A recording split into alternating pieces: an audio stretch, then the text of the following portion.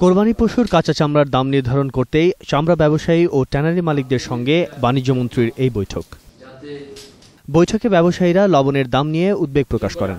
একই সঙ্গে এবারের ঈদেও হাজারীবাগে কাঁচা চামড়া নেওয়ার সুযোগ চান ট্যানারির মালিকরা। আপনি আমাদেরকে এইটুকু এনশোর করবেন যে এই কুরবানিতে যাতে আমরা হাজারীবাগের চামড়া নিতে পারি এবং সাভারে আমরা যাতে যে সকল ট্যানারি প্রস্তুত হয়েছে সেই সকল চামড়া ট্যানারিগুলো আমরা ট্যানারিগুলোতে নিতে পারি। আন্তর্জাতিক বাজারের সঙ্গে সমন্বয় রেখে ৪৮ ঘন্টার মধ্যে কাঁচা চামড়ার যৌক্তিক দাম নির্ধারণের নির্দেশ দেন বাণিজ্যমন্ত্রী।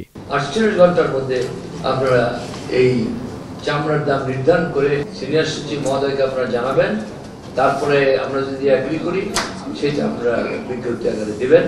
চামড়া প্রক্রিয়াজাতকরণে লবণের অভাব হবে না জানিয়ে বাণিজ্যমন্ত্রী জানান, ভারত থেকে ১.৫ লাখ টন অপরিশোধিত লবণ আমদানির অনুমোদন দেওয়া হয়েছে। কাঁচা চামড়া পাচার রোধে সীমান্তে বিজিবির কঠোর নজরদারি থাকবে বলেও আশ্বাস দেন বাণিজ্যমন্ত্রী। যাতে আমাদের চামড়া পাচার হতে না পারে সে ব্যাপারে আপনারা পদক্ষেপ গ্রহণ করুন। রাফেজ আদনান আদেল, ২১ টেলিভিশন, ঢাকা।